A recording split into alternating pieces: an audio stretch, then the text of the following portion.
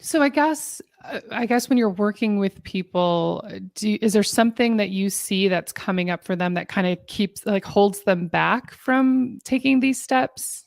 Well, I think there's a few things that hold people back. So, one is accepting their mortality, and this is regardless of age. So, I typically work with people who are 35 to 65. They are the most motivated to put a plan in place.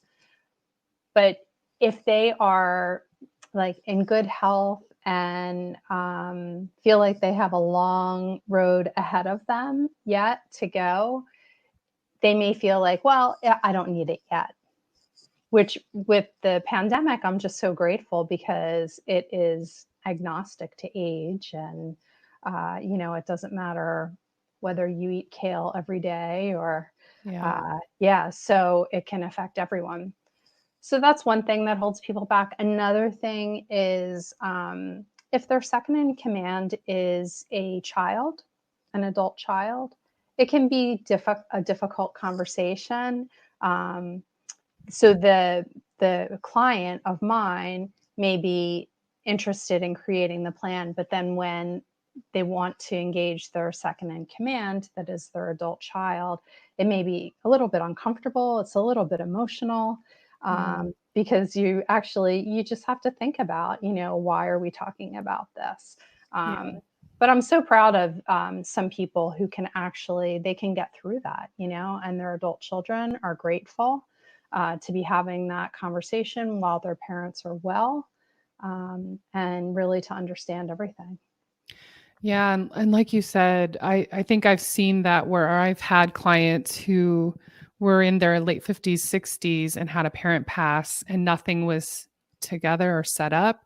And the amount of work that they had to do to like take care of things and make sure the rest of the family was taken care of and, just put all the affairs in order. I don't think people realize how much it Yeah. takes. Like it took months. It took many, many months, if not, might even been almost a year Yeah. and I remember like after all of that, they're like, I am not doing this to my kids. Like I need to take for my adult children, for those people who are like, I want to make sure that, they don't have to deal with all the aftermath. And so Yeah. it's like a way of taking care still.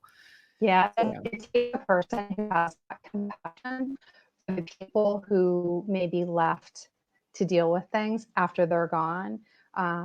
Some people can't think that far ahead, but for those who can imagine their family members struggling, and as you said, dealing with the emotions as well. So I know from personal experience, it was really difficult to be focused on paperwork intensively while needing to grieve. It's like I had to kind of put that aside and try and take care of business. And so I was working pretty, in a pretty dedicated fashion in my free time to help my friend's husband. And it took us 3 months to get through the bulk of it. wow. But the whole process is a year. So there are certain deadlines that have to be met within a year of the death. And that's really about like corporate reimbursements for healthcare and things like that. And Right. then there's the taxes that have to be filed. Absolutely. And like you said, I think that's the hardest part is if you're doing that, it can really hinder the grieving process or people just drop the ball on stuff because they are in the middle of grieving, right? Absolutely. Understandably so.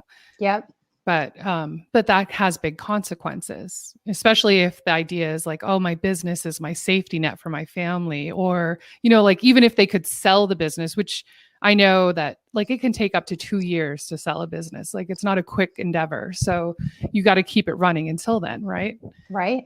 Yeah. I So mean, it's good to know what that would take. yeah, absolutely. So if there is a business owner in your family, it's a good idea to do a 30, 60, 90-day, contingency plan. What would happen if that business owner is out of the game for 30 days, 60 days, 90 days? When do you decide that the business is either going to be sold or, yeah, it's a great exercise.